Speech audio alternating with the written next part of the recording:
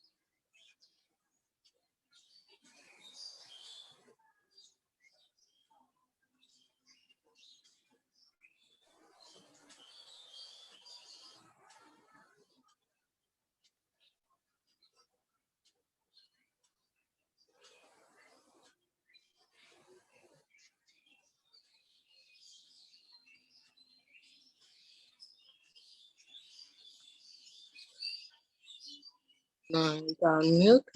Mute. Mute. পুরো কথা বলতে পারবে unmute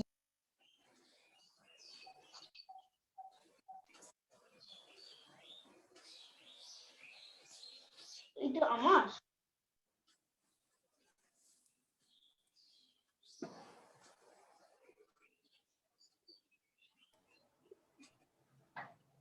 Good morning, dear parents. Basically, this session is for the parents. So we would request all the parents to attend this session. Students can sit at the side, but mainly it is for the parents. During this session, we would request all the parents to keep their videos on and keep the microphone in mute. This discussion that will take place is very important and vital because many of you know, because in last Saturday we had another meeting on NEP, National Education Policy, but we have been instructed that repeatedly this thing should be conveyed to the parents. That day the attendance was quite low. Many of our parents could not attend due to some assignment, but today we have again kept it so that each and everyone could get themselves aware about the new policy in the educational field that has come in 2020 and that will be implemented very soon as per the instruction of the government. So our director and founder principal will be addressing this session and brief about the main points, about the main elements of National Education Policy 2020. Accordingly, this thing will be guiding you in future also. This is a revolutionary change that is coming in the educational field. So we need to get ourselves aware and we should have the knowledge, proper knowledge about it. So it will be helpful for our students who will be stepping into this new milestone. So in that case, this session is very important. I request each one of you to attentively and carefully listen to these points. And if you have any queries at the end of the session, you can ask and your queries will be met by our director and founder principal. So without much ado, we will start with the session. The session will be addressed and presided over by our director and founder principal, Mr. Shubhrata Chakrabarty. Over to sir.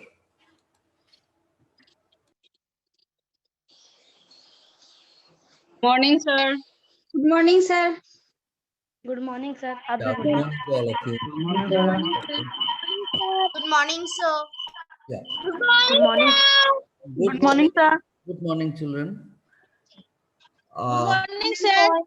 Yes, children. Today I'll talk to your parent, not with you. Okay. So you can listen, but I'll talk to your parent only. Right. So I would like to thank all parents for joining. So first of all, you tell me that in which language I will speak. Bengali, sir. Hindi. Hindi. Sir, Bengali. Sir, Bengali. Fine. I'm trying to speak in bilingual, Bengali, Hindi, English, I mean, Sir, sub. Bengali, sir. Okay, trying. Bengali. Okay, fine. Hindi, sir. Yes, sir. So may I start? So basically, Yes, sir. basically, you know, আমরা জানি যে যে কোনো একটা জিনিস চলতে গেলে তার একটা পলিসির প্রয়োজন হয়, যেমন হচ্ছে educational policy, Indian education policy. According to that policy, वो पॉलिसी का हिसाब से हम लोग अभी चल रहा है। আমরা এখন ওই পলিসির হিসাবে চলছি, যে পরীক্ষা পদ্ধতি আমাদের আছে, অর্থাৎ এই যে পিরিয়ডিক অ্যাসেসমেন্ট, তারপরে হাফ ইয়ারলি, আবার পিরিয়ডিক অ্যাসেসমেন্ট, আবার হাফ অ্যানুয়াল, এই দিস ইজ দ্য সিস্টেম। এই সিস্টেম এখন চলছে এবং পড়ানোর পদ্ধতি একটা নির্দিষ্ট প্রসেসে আমরা পড়াচ্ছি, সেইভাবে চলছে। নাও টোটাল জিনিসটা নির্ভর করে দু তিনটে জিনিসের ওপর, জাস্ট একটু ভাবার চেষ্টা করুন। একটা হচ্ছে কারিকুলাম। কারিকুলাম মানে কি পড়াবো, হোয়াট টু টিচ, क्या क्या पढ़ाना है। তো কারিকুলাম হচ্ছে একটা খুব ইম্পর্টেন্ট ব্যাপার। এই কারিকুলামটা ঠিক করে দেয় এনসিইআরটি। সেই এনসিইআরটি যা কারিকুলাম ঠিক করে দেয়, মানে কোন ক্লাসে কি পড়ানো হবে, কোন কোন জিনিস পড়ানো হবে, সেগুলো সিবিএসসি কে দিয়ে দেয়, আইসিএসসি কে দিয়ে দেয়, স্টেট বোর্ডকে দিয়ে দেয়। আই হোপ আপনারা বুঝতে পারছেন। তো আমাদের সিবিএসসি তে যেগুলো দেওয়া আছে আমরা সেগুলো ফলো করে আসছি। তো এই কারিকুলামগুলো মাঝে মাঝেই একটু চেঞ্জ হয়, sometimes there R some modifications. যেমন দেখবেন বিভিন্ন কোম্পানিতে, বিভিন্ন ইন্ডাস্ট্রিতে মাঝে মাঝে মডার্নাইজেশন হয়, মডিফিকেশন হয়। সিমিলারলি এবারেও একটা আমাদের জাতীয় শিক্ষা নীতি যেটাকে বলছে ন্যাশনাল এডুকেশন পলিসি, তার উপর একটা চেঞ্জ আপনারা নিশ্চয়ই পেপারে এগুলো দেখতে পাচ্ছেন। তো what is national education policy? এই ন্যাশনাল এডুকেশন পলিসিটা তৈরি হয় অনেক আগেই, 1950s-এ। তারপরে 1986-এ, 1986 সালে এটার আবার একটা চেঞ্জ আসে। তারপরে মাঝে ছোট ছোট অনেকগুলো চেঞ্জ আসে, দিয়ে 2007-08-এর সময় আবার একটা চেঞ্জ হয়ে আমরা সিসি পদ্ধতি শুরু করি। নেক্সট আবার এই 2020-তে আবার একটা ড্রাস্টিক চেঞ্জ আনতে চলেছে। আপনারা সবাই জানেন এটা অলরেডি পলিসিটা পাস হয়ে গেছে সেন্ট্রালে, এবং এটা হয়তো খুব শীঘ্রই আপনার চালু হবে। আশা করছি 2022 সালে হয়তো চালু হবে। মানে যারা সামনে বছর ক্লাস 9-এ উঠবে, মানে এখন যারা 8-এ আছে তাদের ব্যাচ থেকেই প্রথম শুরু হবে। এটা চালু হবে আপনার ক্লাস 1 থেকে পুরোটা। তো সেই ব্যাপারে এখন গভর্নমেন্ট থেকে একটা বলা হয়েছে যে যেমন প্রত্যেক স্কুলকে জানাতে হবে, প্রত্যেক প্রিন্সিপালদের জানতে হবে, প্রত্যেক টিচার্সকে জানতে হবে, সিমিলারলি প্রত্যেক পেরেন্টকে মানে জানতে হবে। Parent should know also, each and everybody should know. सबको ये एनईपी क्या है, किस सिस्टम से हम लोग पढ़ाएंगे, वो थोड़ा जानकारी होना चाहिए। তো ये পলিসি লেখা আমাদের কাছে একটা এসে প্রপোজাল যে তোমরা গিয়ে এবার পেরেন্টদের বোঝাও। মানে সামনে বছর যখন আমরা আবার নতুন ভাবে শুরু করব, তখন পেরেন্টরা আপনারা চিন্তা করতে পারেন যে কি নতুন ভাবে হচ্ছে, এটা আমরা বুঝতে পারছি না। সেই জন্যই আমরা কয়েকটা মিটিং এর মাধ্যমে ধীরে ধীরে সেটা একটু বোঝাবার চেষ্টা করছি। তো এটা বোঝাতে গিয়ে আমি একটা স্লাইড শেয়ার করব, যেটা সেন্ট্রাল গভর্নমেন্ট থেকেই এসছে। সেই স্লাইডটা ধরে আমি কিছু কিছু কথা বলবো। এখন আপাতত সেই জিনিসটা নিয়েই আমরা আলোচনা করছি। জাস্ট 1 মিনিট আমাকে টাইম দিন, আমি একটা স্ক্রিন শেয়ার করছি।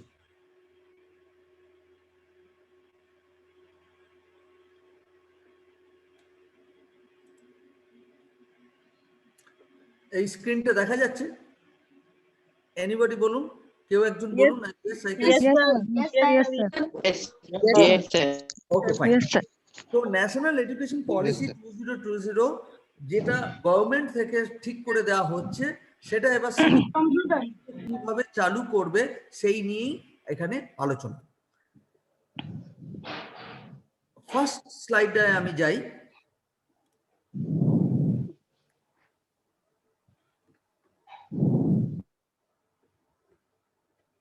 What is the vision of the policy? এই পলিসির লক্ষ্যটা কি? না বলছে to develop an education system deeply rooted in Indian ethos, which has the capability to provide high quality education to compete with the global world.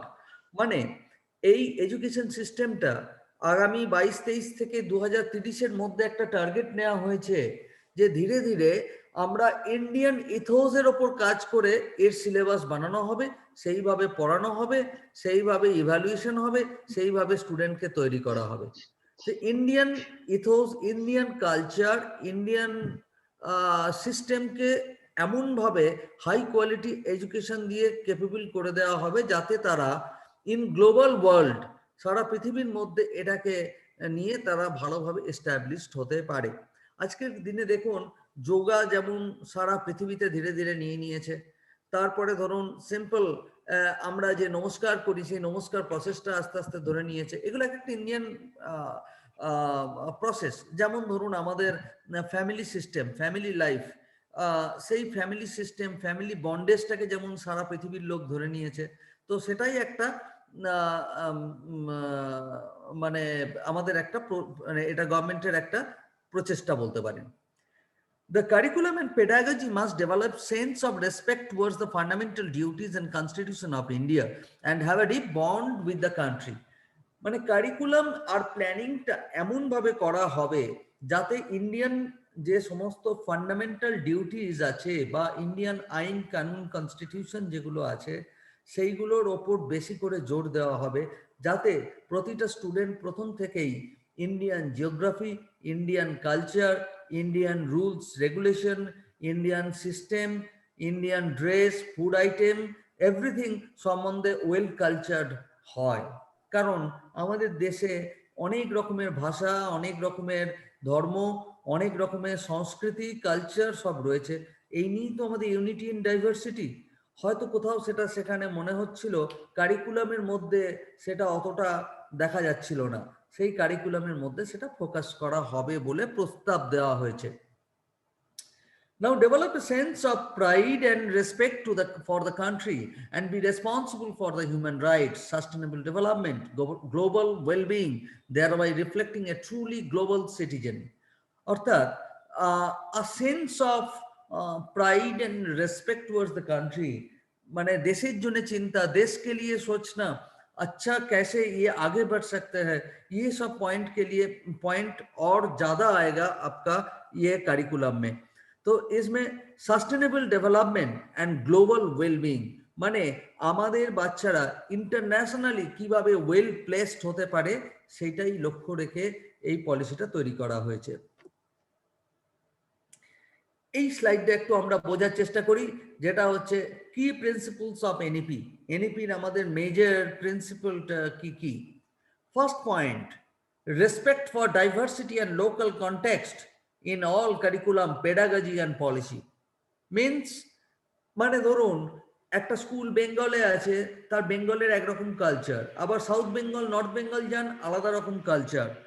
বা আপনি পাঞ্জাব বলুন, আপনি কেরালা বলুন, তামিলনাড়ু বলুন, মধ্যপ্রদেশ বলুন, হরিয়ানা বলুন, জম্মু কাশ্মীর, গুজরাট, সব জায়গায় আলাদা আলাদা কালচার, মানে ডাইভার্সিফাইড হয়ে আছে।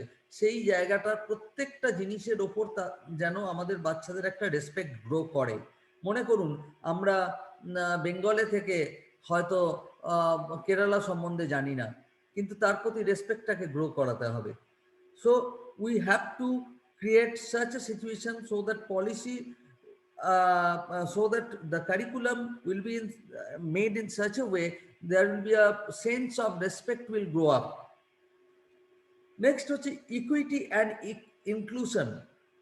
ইকুইটি অ্যান্ড ইনক্লুশন মানে সমান অধিকার, সমান একটা চিন্তা ভাবনা, সমানভাবে। মনে করুন জাস্ট থিঙ্ক, ক্লাস 10-এর ক্লাস 8-এর স্টুডেন্ট আমাদের দুর্গাপুর, ক্লাস 8-এর স্টুডেন্ট ক্যালকাটা, ক্লাস 8-এর স্টুডেন্ট মুম্বাই, ক্লাস 8-এর স্টুডেন্ট দিল্লি, ক্লাস 8-এর স্টুডেন্ট কোনো একটা ভিলেজের। দেখুন সিলেবাস তো সেম, কিন্তু এই স্টুডেন্টগুলোকে যদি আমরা পাশাপাশি দাঁড় করিয়ে দিই তাহলে দেখা যায় তাদের মধ্যে অনেকটাই ডিফারেন্স দেখা যাচ্ছে। যারা মেট্রোপলিটন সিটিসে আছে they are much more acceptable by others, এটা অনেক জায়গায় হয়ে যায়। হোয়ারএজ আবার কালচারের দিকে দেখতে গেলে দেখা যায় যে এই যে সাবারবান সিটিস যে সমস্ত স্কুলগুলো আছে তারা অনেকটা এনরিচড। তো সেই জায়গাটার মধ্যে একটা ইকুইটি আনার চেষ্টা করা হচ্ছে, মানে ইকুয়ালিটি থাকতে হবে in all educational field decision, and that is through education. Next হচ্ছে ইনক্লুশন মানে ইনক্লুসিভ স্টাডি মানে এখন আপনারা বুঝতেই পাচ্ছেন, আগেকার দিনে যেমন হতো যে গার্লস অ্যান্ড বয়েজের জন্য আলাদা আলাদা হতো, এখন যেটা ইনক্লুসিভ স্টাডি হচ্ছে। তারপরে ধরুন যারা ভিজুয়ালি ইম্পেয়ার্ড বা ফিজিক্যালি ডিসেবলড ক্যান্ডিডেট, তাদের জন্যও আমরা এখন বা ডিফারেন্সিয়ালি এবলড ক্যান্ডিডেট, তাদের জন্য এখন নর্মাল স্কুলিং সিস্টেমের মাধ্যমে ইনক্লুসিভ স্টাডি চালু করেছি। পাশাপাশি ইনক্লুশনের আর একটা অর্থ আছে হলিস্টিক ডেভেলপমেন্ট। মনে করুন একটা বাচ্চা শুধুমাত্রই পড়াশোনা করছে, they are only in study and they don't know that how to play, তার ফলে তার ফিজিক্যাল গ্রোথটা হচ্ছে না। সো ফর হোলিস্টিক স্টাডির জন্য so both are highly required, means that type of inclusive study is required. Next it is coming community participation. Community participations আপনারা বুঝতেই পাচ্ছেন, মনে করুন আমাদের এখানে যে স্কুল আছে তার কমিউনিটি পার্টিসিপেশন বলতে এই লোকালিটিতে অনেক রকম ফিলান্থ্রপিক কাজ আমরা করে থাকি। সেই ফিলান্থ্রপিক কাজগুলো যখন আমরা করছি তখন বাচ্চাদের মধ্যে একটা সেন্স অফ রেসপন্সিবিলিটি গ্রো করে। মনে করুন আমরা যেটাকে বলে অ্যাফরেস্টেশন বা বৃক্ষরোপণ উৎসব, যেটা আমরা যখন করছি, গাছ লাগাচ্ছি, বা কোনো একটা জায়গায় পরিষ্কারের জন্য যাচ্ছি, বা কখনো আমরা ট্রাফিক রুলস নিয়ে কথা বলছি, কখনো আমরা বিভিন্ন জায়গায় যারা আন্ডার প্রিভিলেজড আছে তাদের দেখতে যাচ্ছি, যখন আমরা বাচ্চাদের নিয়ে যাই তখন তাদের মধ্যে একটা সেন্স অফ রেসপন্সিবিলিটি গ্রো করে এবং মাথার মধ্যে এটাই চলতে থাকে যে আমরা বড় হয়েও এই ধরনের লোকেদের কিভাবে হেল্প করব বা কিভাবে কমিউনিটির সঙ্গে বিভিন্ন কাজে যুক্ত হব। So that encouragement should be there in the syllabus. সেই এনকারেজমেন্টটা সিলেবাসের মধ্যে থাকবে, and facilitation থাকবে and for any type of philanthropic and private and community participation থাকবে। নেক্সট পয়েন্টে যেটা আসি, that is very vital, that is use of technology. Now স্টুডেন্টসদের এখন যে সিলেবাসটা আসছে বা যে কারিকুলামটা আসছে, that will be only মানে বেসিক্যালি বেসড অন টেকনোলজি। সুতরাং টেকনোলজি ফ্রেন্ডলি হতে হবে, বাচ্চাদেরকে আমাদের এমনভাবে ডিল করতে হবে যাতে তারা টেকনোলজিক্যালি সাউন্ড হয়ে যায়। জাস্ট ফর অ্যান এক্সাম্পল, এতদিন স্টুডেন্টরা ইউজ করতো মোবাইল ফোনকে শুধুমাত্র গেমস খেলার জন্য, আজকাল তারা পড়াশোনার জন্য ইউজ করছে। So that is also one type of use of technology. কিন্তু পরবর্তীকালে আরো কিছু জিনিসের অ্যাপ্লিকেশন আসবে। মনে করুন প্রজেক্ট ওয়ার্ক বা কোনো অ্যাক্টিভিটি করতে বলা হলো, করতে বলার পর সেখানে বাচ্চাদেরকে বলা হলো তুমি প্রজেক্টটা জমা দাও। তো আগে কি করতো, সমস্ত বই খাতা দিয়ে সব একদম ভালো করে প্রিন্ট করে তারপরে জমা দিত। অনেক আপনারা গার্জেনরাও অনেকে হেল্প করে থাকতেন, বা কখনো হয়তো বাইরে থেকে কেউ হেল্প করে দিত। কিন্তু এখন যেটা করার ওরা প্ল্যানের মধ্যে আনছে, এভরিথিং শুড বি ডিজিটালাইজড, অর্থাৎ থ্রু কম্পিউটার তাদের করতে হবে। এবং এইভাবেই প্ল্যানিংটাকে করা হচ্ছে, থ্রু কম্পিউটার আর through app. Coding decoding app তৈরি করতে হবে, তারা অ্যাপের মাধ্যমে কাজ করবে। কোডিং অ্যান্ড ডিকোডিং এটার উপর একটা ব্যবস্থা নেওয়া হয়েছে। আরেকটা হচ্ছে রিমুভিং ল্যাঙ্গুয়েজ ব্যারিয়ার্স, সেটার উপরও জোর দেওয়া হয়েছে। একদম ছোট বাচ্চা যাদের, তাদেরকে অনেক সময় ইংলিশে বললে বুঝতে পারে না, so we have to clear in their mother tongue. So language ব্যারিয়ারটাকেও অনেকটা হালকা করা হয়েছে। নেক্সট হচ্ছে to emphasise the conceptual understanding rather than rote learning and learning for exams. Generally একটা হ্যাবিট দেখা যায় আমাদের স্টুডেন্টদের মধ্যে আছে যে রোট লার্নিং সিস্টেম, মানে মুখস্থ বিদ্যা। এক কথায় বলে মুখস্থ বিদ্যা, যা বইয়ে লেখা আছে, যা টিচার নোট দিয়ে দিয়েছে, যা হোম টিউটার নোট দিয়ে দিয়েছে, সেটাকে মুখস্থ করো। মুখস্থ করে কমন এলো তো সেটা লিখতে পারলো, কমন না এলো তো আমরা লিখতে পারলাম না। এই প্রসেসটা কিন্তু 90% স্টুডেন্টের মধ্যে এখনো দেখা যায়। সেই জিনিসটা থেকে আস্তে আস্তে দূরে চলে আসতে হবে। রোট লার্নিং প্রসেস অর্থাৎ মুখস্থ বিদ্যা, কমিটিং অ্যান্ড ভমিটিং প্রসেস, ওই জিনিসটাকে থেকে দূরে চলে আসতে হবে। নাও এমন ভাবে কারিকুলাম টা তৈরি করা হচ্ছে যে সেখানে শুধুমাত্র মুখস্থ করে নম্বর পাওয়া যাবে না, সেখানে student has to grow their concept and understanding. তাদের কনসেপ্টটাকে ক্লিয়ার করতে হবে, তারা যেন সেই সাবজেক্টটাকে বোঝে, তারা যেন প্রতিটা কেন হচ্ছে, why 5 + 2 = 7, এরকম। মানে আমি একটা ছোট্ট উদাহরণ দিই। মনে করুন আমি বাচ্চাকে যোগ শেখাচ্ছি, আমরা কি বলি 3 + 4 কত হবে বলো, 7, কিন্তু এখন উল্টো ভাবে পড়ানো হবে। আচ্ছা 7 করকম ভাবে হয় বলো? কেউ বলবে 2 + 5, কেউ বলবে 3 + 4, কেউ বলবে 8 - 1, কেউ বলবে 9 - 2, কেউ বলবে 7 × 1। মানে আমার বলার বক্তব্য হলো ওয়াইড ওপেন করে দেওয়া হচ্ছে যাতে ওরা বেসিক্যালি মাথা খাটিয়ে পুরো জিনিসটাকে করতে পারে। সো দিস ইজ কল যে এই প্রসেসটার জন্য এটা কি বলছে যে how to build the concept. Concept building is very very important. Next আমরা বিশ্বাস করি যেমন all students are having some talents, কিছু না কিছু ট্যালেন্ট কোনো না কোনো দিকেই আছে। তাহলে সেই ট্যালেন্টটাকে এমনভাবে কারিকুলাম সেট করা হবে, প্রস্তাব রাখা হয়েছে যে যে হাউ টু রেকগনাইজ ট্যালেন্ট, সেটা কিভাবে খুঁজে পাওয়া যায়, আইডেন্টিফাই কোন বাচ্চা ভালো আঁকতে, আমার স্কুলের দায়িত্ব হচ্ছে কি সেটাকে খুঁজে বার করো, সেটাকে স্বীকৃতি দাও এবং সেটাকে এক্সপ্লোর করো। দেখুন একটা বাচ্চা তার যদি ট্যালেন্টটাকে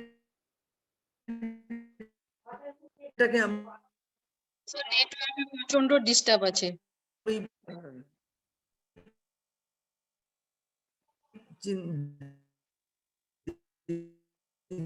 দিতে পারি তাহলে তাদের কি হবে, তাদের একটা ফ্রি মাইন্ডে তারা কাজটা করতে পারবে। That is very very. May I continue? Yes, sir. Yes, sir. Yes, sir. Continue. Okay, please. Thank you. Sir. Yes. Sir, your network is cracking. Network from my side or from your side? So your side. Your No, it side, is sir. absolutely fine. Your net is fully strong.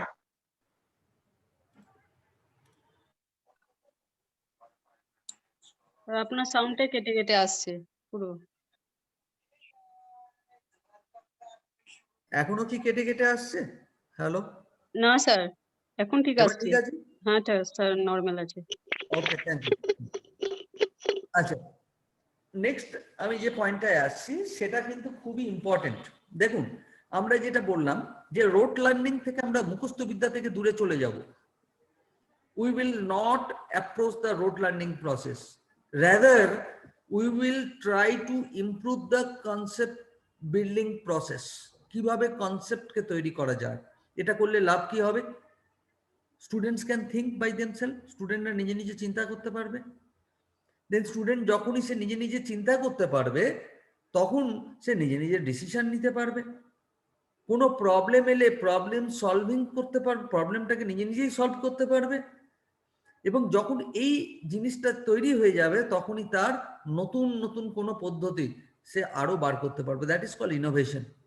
So আমরা যদি রোট learning থেকে ধীরে ধীরে বেরিয়ে যেতে পারি তাহলে আমরা বাচ্চাদের কাছে ক্রিটিক্যাল থিঙ্কিং অ্যান্ড ক্রিয়েটিভিটির ওপর জোর দিতে পারবো। তখন বাচ্চাদের নিজস্বতা, যেটাকে বলে ইন্ডিজিনাস চিন্তাধারা, সেইটা যেন বেরিয়ে আসবে। অবশ্যই এটা কন্টিনিউয়াস একটা রিভিউয়াল সিস্টেমের মধ্যে থাকবে। কন্টিনিউয়াস রিভিউয়াল মানে কি? মানে ডেলি তার একটা অ্যাসেসমেন্ট, তার একটা প্যারামিটার্সকে দেখে আমাদের স্কুলের কাজ হবে সেটাকে লক্ষ্য রাখা। তো এই মেজর যে সমস্ত প্রিন্সিপালস গুলো আছে এইটা নিয়েই এনইপি তৈরি হতে চলেছে। নিউ এডুকেশন পলিসি, যেটা ন্যাশনাল এডুকেশন পলিসি যেটা আসছে, তার উপর সিবিএসসি কি কি জিনিসের উপর জোর দেবে। এর পরের স্লাইডটাই আমি আসি, that is very very important. আপনারা হয়তো দেখেছেন ম্যাক্সিমাম গভর্নমেন্ট স্কুলে ক্লাস 1 থেকে স্কুল শুরু হয়। তার আগে নার্সারি, এলকেজি, ইউকেজির কনসেপ্ট কিন্তু গভর্নমেন্ট স্কুলে নেই। হোয়ারাস প্রাইভেট স্কুল বা আপনার ধরুন বিভিন্ন মন্টেসরি স্কুলগুলোতে 3টে বছর আরও পড়ানো হয়, নার্সারি, এলকেজি, ইউকেজি, বা কেউ হয়তো নাম দিল প্রিপারেটরি, KG1, KG2, যে যেভাবেই দিক, ক্লাস 1-এর আগে 3 বছর পড়ানো আগে একমাত্র প্রাইভেট স্কুলগুলোতে হতো, গভর্নমেন্ট স্কুলগুলোয় দেখা যায় না। কিন্তু এখন এই নতুন এডুকেশন পলিসিতে এটা প্রপোজ করা হয়েছে যে 3 বছর ক্লাস 1-এর আগে এবং 1 and 2 এই টোটাল 5 বছরের নিয়ে হচ্ছে ফাউন্ডেশনাল স্টেজ। অর্থাৎ 3 বছর বয়স থেকে 8 বছর বয়স অবধি যেটা 5 বছর হচ্ছে টোটাল একটা বাচ্চার লাইফে, সেটা হচ্ছে ফাউন্ডেশনাল স্টেজ, সেটাকে স্বীকৃতি দেওয়া হচ্ছে। অর্থাৎ এবার গভর্নমেন্ট স্কুলেও দেখবেন আপনার ওই নিচের দিকে ক্লাসগুলো শুরু করবে মনে হয়, as per this NEP. Similarly আমাদের প্রাইভেট স্কুলেও যেগুলো আছে সেখানেও কিন্তু এই 3টে বছরকে রেকগনিশন দেওয়া হলো, প্রথমে ছিল না। তো এই যে ফাউন্ডেশনাল স্টেজ যেটা থাকছে, সেই ফাউন্ডেশনাল স্টেজের আমাদের লক্ষ্যটা কি, কি করব না, সেখানে বাচ্চাদের লার্নিং প্রসেসটা হচ্ছে playway method and activity based learning and multi level thinking. এটা ফাউন্ডেশনাল স্টেজে থাকবে।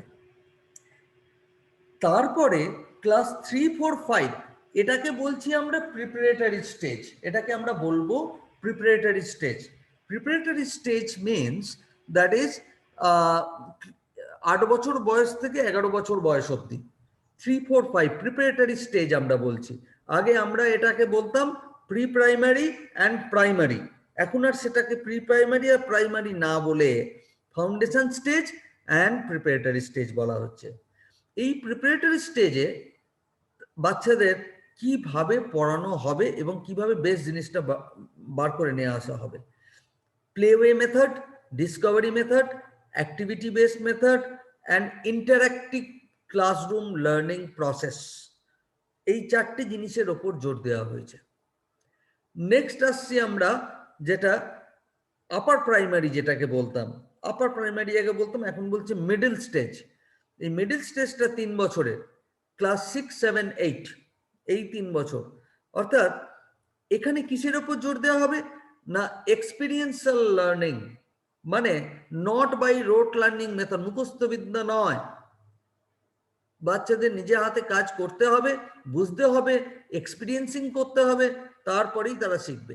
মানে আমি একটা ছোট্ট উদাহরণ দিই, একটা ছোট বাচ্চাকে যদি বলেন আপনি ক্লাস 1, 2 বাচ্চা বা তারও নিচের বাচ্চাদের যদি আমি বলেন, মনে করুন একটা ফ্লেম জ্বলছে, একটা ক্যান্ডেল আছে, সেখানে ফ্লেম আছে, দিয়ে বললেন ওখানে হাত দিবি না, হাত দিলে হাতটা পুড়ে যাবে, ইট উইল বি বার্নড। আপনি হয়তো বলছেন, কিন্তু বাচ্চার লক্ষ্য কিন্তু ওইখানেই গিয়ে হাত দেবে। আপনার বলাতে যত না কাজ হলো, বাচ্চাটা গিয়ে যদি ওখানে একবার যদি ফ্লেমে হাত দেয়, তাহলে সে তার হাতে বার্ন হবে, এবং বার্ন হলে পরে সে জীবনে আর কোনোদিন সেটাতে হাত দেবে না। এইটাকেই আমরা বলছি এক্সপিরিয়েন্সিয়াল লার্নিং, এক্সপিরিয়েন্স করে শেখা, এক্সপিরিয়েন্স করে শেখা।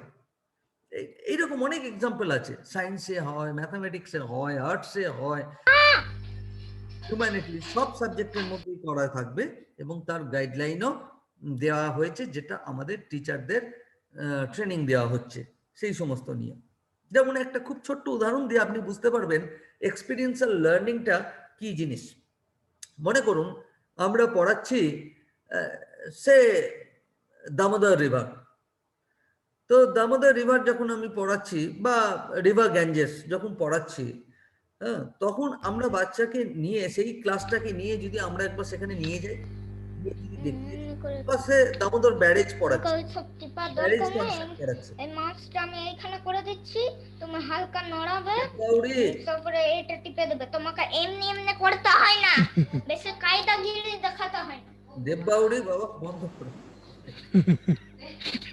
মিউট করো, মিউট করো, মিউট করো স্যার বলতে। Mute. Okay, thank you. Yes, next আমি আসছি এক্সপিরিয়েন্সিয়াল লার্নিং। তো এক্সপিরিয়েন্সিয়াল লার্নিং মানে হচ্ছে আমরা যদি বাচ্চাদের দেখিয়ে দিতে পারি কাজটা, তাহলে তাতে শেখাটা ভালো হয়। আগে যেমন ছিল ভিজুয়াল লার্নিং, ভিজুয়াল লার্নিং এর থেকেও এক্সপিরিয়েন্সিয়াল লার্নিংটা আরো অনেক ভালো। এক্সপিরিয়েন্সিয়াল লার্নিং যেমন বলছি, একটা খুব ছোট্ট উদাহরণ, একটা ট্রায়াঙ্গেলের 3টে অ্যাঙ্গেলের টোটাল হচ্ছে 180 ডিগ্রি। আমি যদি সেটাকে 3টে অ্যাঙ্গেলটাকে কাটি, কেটে নিয়ে যদি একের পর এক পাশাপাশি জুড়ে দিই, তাহলে দেখবো একটা স্ট্রেট লাইন পাচ্ছি। মানে একটা স্ট্রেট লাইনে 180 ডিগ্রি হয়, বাচ্চারা দেখে শিখে গেল, বা আর কোনোদিনই ভুল হবে না। তো এই জিনিসটার উপর বেশি জোর দেওয়া হচ্ছে, যেখানে কোনো রকম মুখস্থ বিদ্যাটা নয়, মুখস্থ বিদ্যার উপর থেকে সরে আসতে হবে। নেক্সট লাস্ট স্টেজ যেটাকে আমরা সেকেন্ডারি স্টেজ বলছি, আগে বলতো সেকেন্ডারি অ্যান্ড হায়ার সেকেন্ডারি বলতো, এখন সেটা 4 বছরের করে দিয়েছে, সেটাকে বলছে greater critical thinking. Greater critical thinking, multidisciplinary studies, and flexibility and student choice of subject. অর্থাৎ এই যে 9, 10, 11, 12 4 বছরের কম্পোজিট হয়ে যাচ্ছে, এটা 4 বছরের কোর্স। এবার পরীক্ষার সিস্টেমটা কেমন হবে এটা নিয়ে পরে আবার আমাদের কাছে নোটিফিকেশন আসবে, হয়তো তখন 10-এর আলাদা করে পরীক্ষা থাকবে না, একবারে গিয়ে 12-এর পরীক্ষা হবে, অর্থাৎ internal পরীক্ষা হবে 9, 10, 11, 12. So this is called the secondary stage. So concept is that 5 plus 3 plus 3 plus 4, এই fourth stage গিয়ে সেখানে critical thinking এর উপর জোর দেওয়া হবে, multidisciplinary studies দেওয়া হবে। multidisciplinary studies মানে হচ্ছে যখন আমি জিওগ্রাফি পড়ছি, জিওগ্রাফির সঙ্গে হিস্ট্রিটাও অ্যাড থাকবে। অর্থাৎ suppose I am talking about something about geography, তাহলে কোনো একটা জায়গা সম্বন্ধে আমি পড়ছি, তাহলে মনে করুন আমি এখন পড়তে চাইছি এলাহাবাদ, এলাহাবাদ সম্বন্ধে পড়তে চাইছি।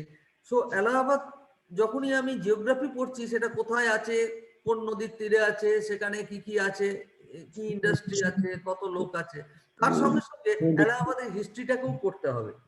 অর্থাৎ আগে কি ছিল।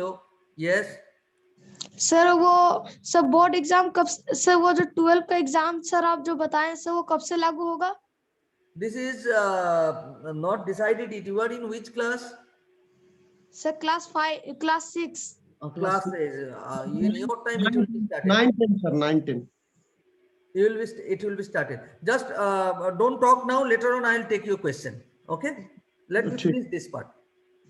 So this 5 plus 3 plus 3 plus 4, these 4 years are very, very important.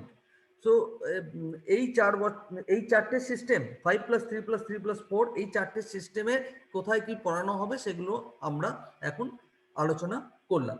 লাস্টে আমি স্লাইডটা দেখাচ্ছি, এই স্লাইডটা দেখালে আপনারা বুঝতে পারবেন। জাস্ট একদম লেফটে চলে আসুন। Promoting critical and creative thinking for the 21st century in classroom.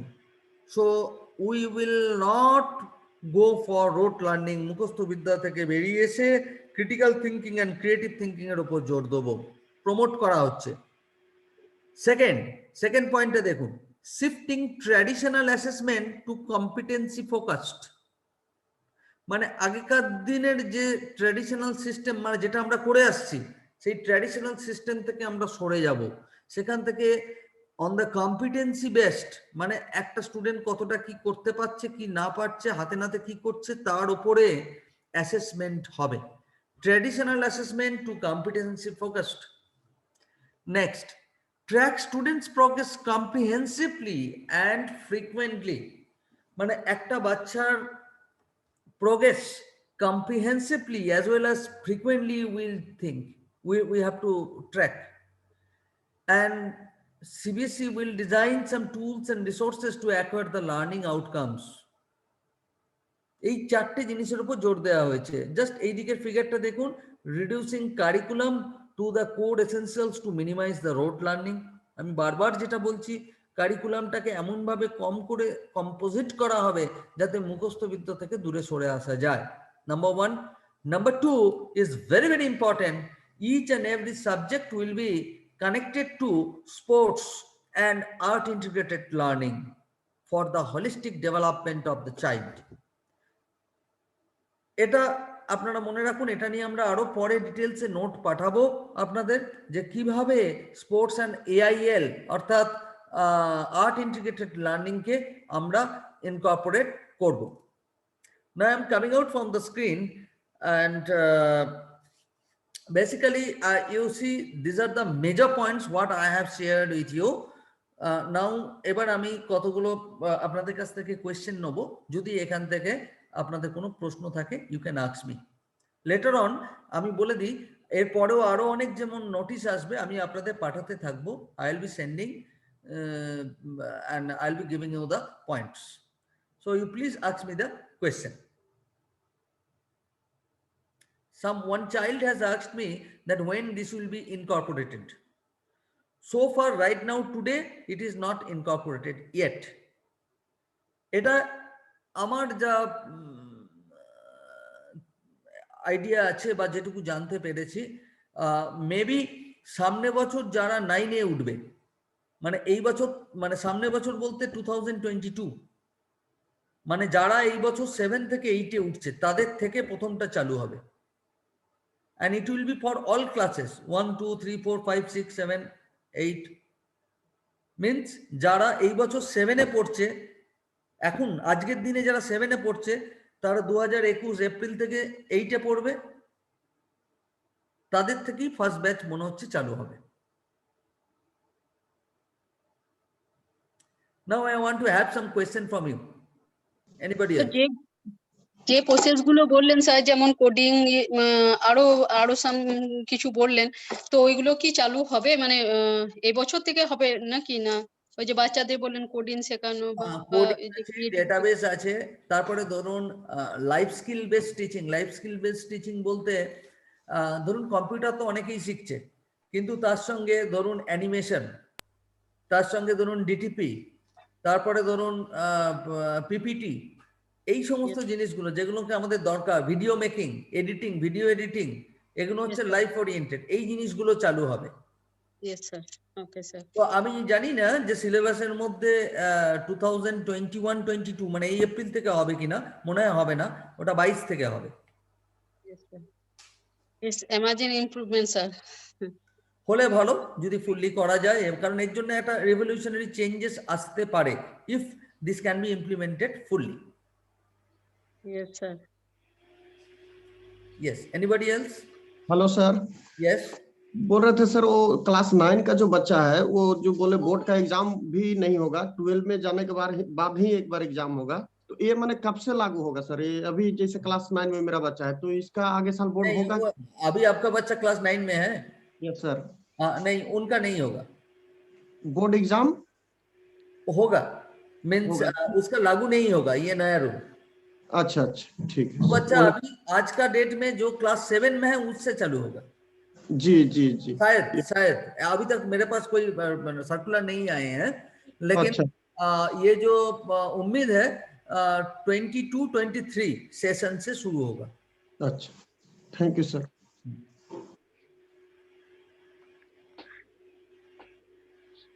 Yes, anybody else? Sir এখন যা কিছু হবে প্র্যাকটিক্যাল হবে নাকি? প্র্যাকটিক্যাল থেকে বলা ভালো, ওটা অ্যাক্টিভিটি বেসড।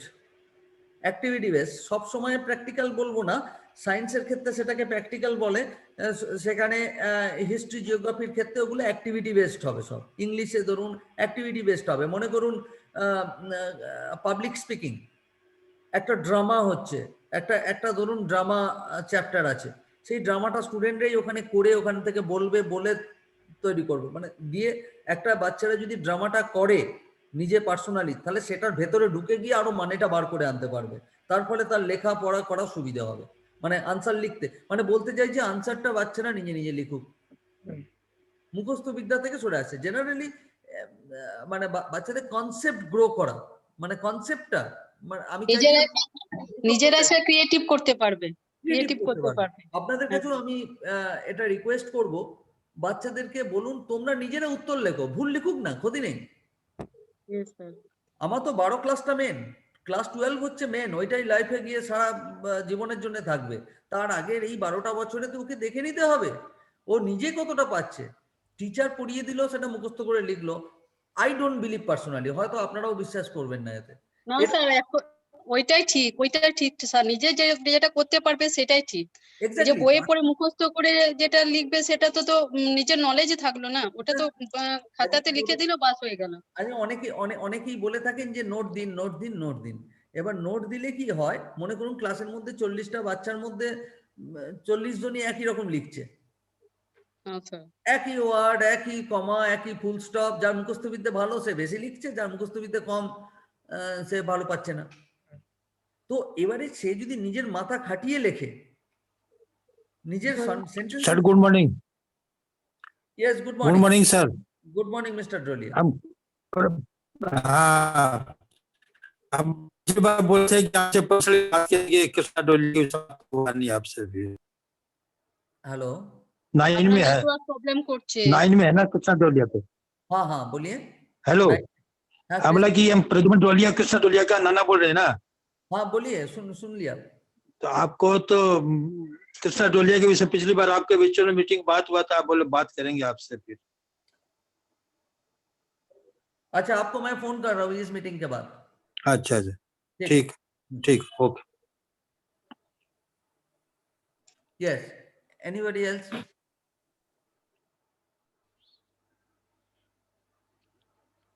Hello sir. हाँ जी बोलिए। हाँ तो सर उसके लिए तो स्कूल में भी बहुत कुछ ऐसा इंस्ट्रूमेंट जुगाड़ करने पड़ेगा, जो भी रखने पड़ेगा, जो प्रैक्टिकल बच्चा लोग को सिखाए। हाँ, फर्स्ट थिंग वही चल रहा है सर। अभी क्या चल रहा है, अभी टीचर्स ट्रेनिंग चल रहा है जी। Teachers training is going on. ये 1 साल पूरा चलेगा, पूरा all India, all over India में चलेगा जी। कि किस ढंग से पढ़ाना है, क्या करना है, क्या नहीं करना है। Yes sir. স্যার এর মধ্যে কোডিং আসবে নাকি? Coding, decoding, that database, I think all this will be incorporated. Sir পরীক্ষার সিস্টেমও তো কিছু চেঞ্জ হবে স্যার? পরীক্ষা সিস্টেম তো অবশ্যই চেঞ্জ হবে, সেটা সম্বন্ধে এখনো পর্যন্ত কোনো রকম নোটিফিকেশন আসেনি। তবে আমার যেটা মনে হয় এরকম বেশি জিনিসটা হবে যে ক্লাসের মধ্যেই যখন বাচ্চারা করছে, আপনি দেখবেন ওখানে এক জায়গায় আমি বললাম যে it will be comprehensive and frequently মানে বারে বারে, মানে সবসময় হবে, মানে ক্লাসের মধ্যেই হবে। মানে একটা বাচ্চা ধরুন নিজে হাতে একটা, যখন আমরা গ্রুপ প্রজেক্ট দিই, কতগুলো বাচ্চা দেখবেন খুব সিরিয়াস, ফটাফট করছে। কেউ হয়তো ভাবছে যে আরে বন্ধু তো করে দিচ্ছে, আমি সাইডে আছি। টিচার কিন্তু ওগুলোকে লক্ষ্য করছে। কেউ হয়তো দেখবেন সে করছে না, কিন্তু বাইরে থেকে প্রচুর ইনফরমেশন নিয়ে এসছে লিখে বাড়ি থেকে, সেটাও একটা কিন্তু পজিটিভ জিনিস। কেউ আবার হাতে নাতে বেশি করছে, সেই ইনফরমেশন ওরা ভাগ করে কেউ আরেকজনকে হেল্প করছে, হেল্পিং অ্যাটিটিউড, সেটাও আমরা চেক করতে হবে। এরকম অনেকগুলো প্যারামিটার আছে ওই ক্লাসের মধ্যেই, ওগুলো সঙ্গে সঙ্গে টিচার যখন গ্রুপ অ্যাক্টিভিটি করবে তখন জেনে যাবে। হ্যাঁ স্যার, মানে পরীক্ষার আগে ওরা অনেকটা তৈরি হয়ে যাবে যাতে ওদের ভয়টা না থাকে।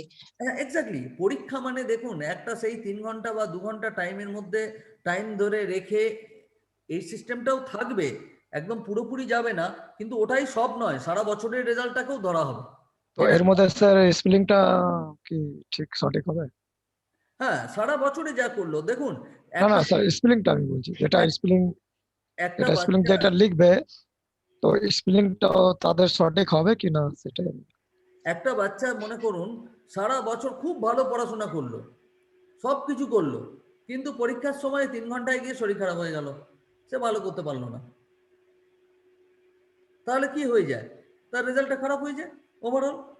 সেই জন্যেই ওভারঅল এটাকে বলা হয়েছে ফ্রিকোয়েন্টলি অ্যান্ড কনজিকিউটিভলি, মানে কম্প্রিহেন্সিভলি, মানে সব দিক থেকে দেখা হবে। তো তার গাইডলাইন আসবে, দেখা যাক কি চেঞ্জেস আসে। আমরা যেমন আসবে আবার আমরা আপনাদের জানাবো। এখন শুধু আজকের মিটিংটার উদ্দেশ্য এইটাই, মোটামুটি কি চেঞ্জ হচ্ছে, কতটা হচ্ছে সেইটুকু একটা আইডিয়া দিলাম, কিভাবে হচ্ছে, লক্ষ্যটা কোন দিকে আছে। এরপরে হচ্ছে যে কিভাবে হবে সেইগুলো আরো নিয়ে আমি আবার পরে আমি মিটিংয়ে হয়তো আপনারা আবার জয়েন করবেন। হ্যাঁ আমি স্যার চেষ্টা করছি হ্যালো সবাইকে স্যার জানানোর। আমি আগের দিনও করলাম, অনেকেই কম ছিল, আজকেও অনেক কম অ্যাটেন্ডেন্স। না না স্যার, আমি বলছিলাম কি প্র্যাকটিক্যাল যা হচ্ছে সে আপনি বলছেন প্র্যাকটিক্যাল মতন হবে জিনিসটা, ঠিক আছে। তো স্পেলিংটা ওইখানে যে পরীক্ষা আবার দিবে, তো সেই স্পেলিংটা ঠিক থাকবে কি না থাকবে ওদের কি কি থাকবে না? স্পেলিংটা যেগুলো যে এবারে লিখবে ভুল, আপনি বলছেন ভুল লিখুক যাই লিখুক ঠিক আছে, কিন্তু স্পেলিং গুলো ভুল ভুল টুল হবে কি না ওদের, সেটা আমি জানতে চাই কি স্পেলিং ওদের ঠিক থাকবে কি না। उल्टा क्वेश्चन पूछ रहा समझ में नहीं। नहीं, आप क्या बोल रहे हैं, ये डिसिप्लिन और क्या बोल रहे हैं, समझ में नहीं आ रहा है। আপনি বললেন না স্যার কি ছেলেরা Spelling? যা নিজের নিজের মাথায় যা লিখছে, हाँ তারপরে স্পেলিং যেটা থাকবে, স্পেলিং যেটা হবে স্পেলিং हाँ স্পেলিং স্যার স্যার স্পেলিং বলে লিখছে Spelling? কি না, ওটাই উনি বলতে চাইছেন যে সেটা কি করে জানবো, আমরা গার্জেনরা কি করে জানবো যে ওটা ঠিক হচ্ছে। না না, দ্যাট ইজ দ্য গার্জেন গুলো খাতা চেক করবে নাকি? যে দেখুন ওইটাই তো হচ্ছে, টিচার এখানে মনিটরের মতো কাজ করবে। ও কি লিখছে, সে কি করছে, কিভাবে করছে, সেগুলোকে দাগ দিয়ে দেবে। ওর ভুলটা যদি আমরা না ধরতে পারি তাহলে ও রেকটিফাই করবে কি করে? আপনি মনে করুন ডাক্তারখানায় গেছেন, আপনি রোগ বললেন না, রোগটা জানতে পারলাম না, ডাক্তার একটা যা হোক ওষুধ দিয়ে দিল, সেটা করলে হবে না। বা সবাইকে এক ওষুধ দিয়ে দিল, হবে না। ওষুধ এখানে আলাদা আলাদা হবে। কার কোথায় ভুল, কারুর হয়তো গ্রামারে ভুল হচ্ছে, কারুর হয়তো সেন্টেন্স লিখতে গিয়ে ভুল হচ্ছে, কারুর হয়তো স্পেলিং এ ভুল হচ্ছে। সেইটার জন্যই করতে চাই, ওই জন্য মুখস্থ বিদ্যাটাকে দূরে সেরে রেখে বাচ্চাদেরকে কাজ করতে দাও। করে দেওয়ার পরে नाउ इवैल्यूएट, जितना भी इवैल्यूएट हो रहा है वो टीचर उसका पूरा देख के आपको रिपोर्ट दे देंगे, उसका सिस्टम आ जाएगा। मेरा बोलने का ये मतलब है जो कॉन्सेप्ट को ठीक करना है, कॉन्सेप्ट बनाना है, बस दैट्स ऑल। कॉन्सेप्ट ग्रो करना, अगर कॉन्सेप्ट बन गया बस। आप एक चीज देखिए, अगर आपका बच्चे को आप मोबाइल फोन दे दीजिए, उसका सब फंक्शन उनको पता है, आपका नहीं है। क्यों? क्योंकि वो एक्सपीरियंस हो गया, उसमें दबा के जितना जितना मोबाइल का स्विच होता है सब दबा के एकदम पूरा सब कुछ सीख लिया। लेकिन आपके पास टाइम नहीं है, আপনি দেখছেন না। আপনার টাইম থাকলে আপনি হয়তো সব করতে পারতেন, আপনি দেখছেন না। কিন্তু ওদের ইন্টারেস্ট আছে, ওরা করছে, ওদের ইন্টারেস্ট ওখানে বেশি। তো চলো আমরা ইন্টারেস্টের জিনিসগুলি ওদেরকে দেবো, সেগুলো দিয়েই করুক। স্যার আমাদের ভয় আছে তো খারাপ হয়ে যেতে পারে, হ্যাঁ আমাদের ভয় আছে খারাপ হয়ে যেতে পারে, ওদের সেটা নেই। না, ওটা তো ভয়ে আছে খারাপ হয়ে যেতে পারে ম্যাম, রিস্ক না নিলেও তো আবার জীবনে কিছু হয় না। হ্যাঁ কিন্তু ওদের তো সেটা নেই, ওরা টিপে ঠিক শিখে নিচ্ছে। হ্যাঁ শিখে নিচ্ছে। এবারে আপনাকে মনিটরিং করতে হবে যে ও ওখানে যখন ইউজ করছে, যখন কি ইউজ করছে, সেই चीज ये मॉनिटरिंग करना बहुत जरूरी है। मोबाइल अच्छा है अगर सही तरीका से यूज करे तो। मैं एक छोटा सा एग्जांपल दे रहा हूँ आपको। এই যে আমাদের নাইফ, ছুরি যেটাকে বলি, সে নাইফ যদি রাখা থাকে, এবারে দেখুন একটা যদি মার্ডারারের কাছে ওটা যায় তাহলে সে কি করবে, সে ছুরিটা দিয়ে কাউকে মেরে দেবে। একটা যদি আপনার কাছে যায়, আপনি গিয়ে সবজি কাটবেন, আর ডাক্তারের কাছে গিয়ে গেলে সে ছুরিটা দিয়ে সে কি করবে, অপারেশন করবে। সো কোয়েশ্চেন হচ্ছে আপনি কি শিখছেন তার উপর।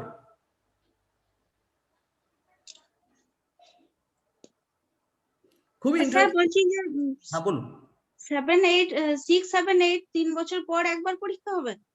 দেখুন এইটাও এখন চলছে কথা, যে ক্লাস 2 এ একবার, 5 এ একবার, 6, 7, 8 এর পর গিয়ে 8 এ একবার, এগুলো হয়তো বোর্ড থেকে কন্ডাক্ট করবে, এটাও হতে পারে। আচ্ছা হ্যাঁ স্যার সেটা। আর এমনি এখনো অবধি শিওর নয়, মানে আমার চিন্তাটা আমি বলছি কি হবে। মাধ্যমিক পরীক্ষাটা যেমন বোর্ডের হচ্ছিল তেমনি 6, 7, 8 এর বোর্ডের হবে। 8 এ গিয়ে হবে 6, 7, 8 3 বছর ইন্টারনাল হয়ে 8 এ গিয়ে একটা ফাইনাল পরীক্ষা। তবে স্যার একটা কথা বলছি, 3 বছর 4 বছর পরে পড়িয়ে স্যার এত বছর ওগুলো মনে রাখতে পারবে পড়াগুলো? না ওই রকম নয়। 3 বছর 4 বছর পরে পুরনো জিনিস 3 বছরে মনে রাখতে হবে না। যেমন আপনার ইঞ্জিনিয়ারিং এক্সামে কি হয়, যারা কলেজে করছে, বিটেক বিই করছে, ওদের 4 বছরের কোর্স, 8টা সেমিস্টার, 6 মাস করে পরীক্ষা হয়।